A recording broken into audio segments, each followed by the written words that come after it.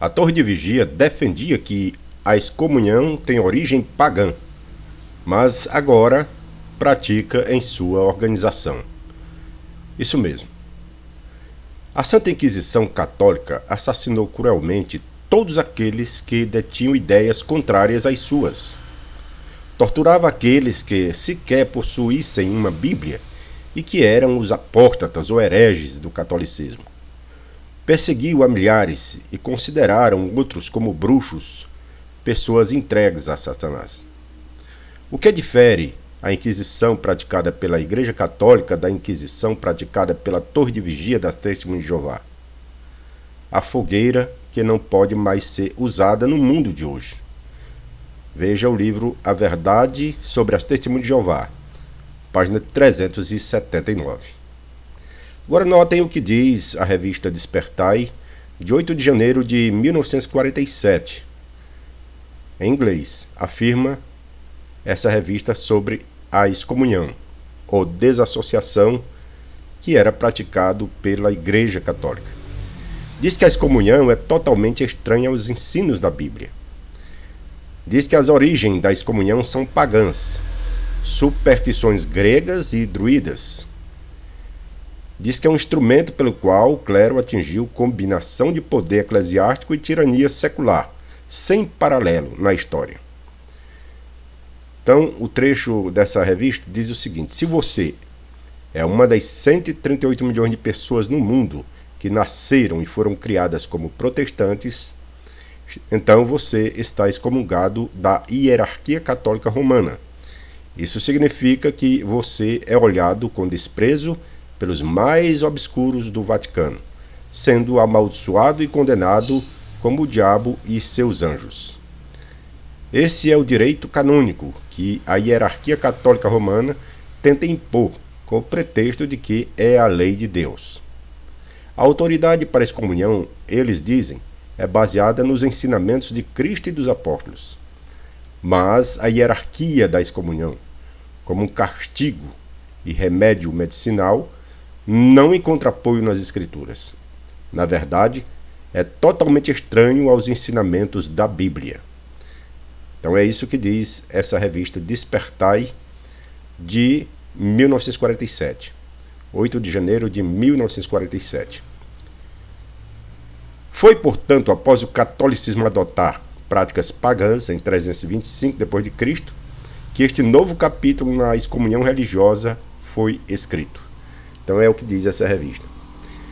Posteriormente, com as pretensões da hierarquia aumentando, a arma da excomunhão se tornou o instrumento pelo qual o clero atingiu uma combinação de poder eclesiástico e tirania secular, que não encontra paralelo na história. Mas como nós sabemos, a Igreja Católica ela mudou totalmente sua posição com relação à excomunhão. Na Folha de São Paulo, conforme mostra o artigo, diz o seguinte: no passado, o Sumo Pontífice pediu perdão pela Inquisição, quando a Igreja Católica torturou e matou pessoas consideradas hereges. O primeiro pedido de perdão por erros cometidos a serviços da verdade por meio do uso dos métodos que não têm relação com a palavra do Senhor foi feito em 2000. O Papa disse que o pedido de perdão valia tanto para os dramas relacionados com a Inquisição quanto para as feridas deixadas na memória coletiva depois daquilo. O Papa se referia à tortura, aos julgamentos sumários, às conversões forçadas e às fogueiras nas quais foram queimados os acusados de heresia nos processos da Inquisição. Então é o que diz o jornal. Então o Papa ele pediu então perdão pelo que aconteceu no passado com relação às torturas, com relação às conversões forçadas, né? Devido a ser considerado herege. Então, eles pediram perdão e hoje já não acontece mais como aconteceu no passado, né? Quando a pessoa ela se torna herege na Igreja Católica, ele não é mais perseguido, torturado, como era no passado. Em linhas gerais, a excomunhão na Igreja Católica é usada em casos extremos de violação de dogmas, e não se tem notícias de que outros católicos sejam obrigados a cortar relações sociais e familiares com o excomungado atualmente. Então, atualmente, quando uma pessoa é excomungada da Igreja Católica, a família não é obrigada a cortar relações familiares com essa pessoa. Isso é o que acontece atualmente. Agora vamos ver com relação às testemunhas de Jeová. Mas os desassociados da organização das Testemunhas de Jeová ficam com suas fichas sujas e são ignorados pelos amigos e até pelos membros de sua própria família. O nome do proscrito é anunciado no púlpito e a partir daí, quem ousar acenar um simples oi recebe a mesma punição.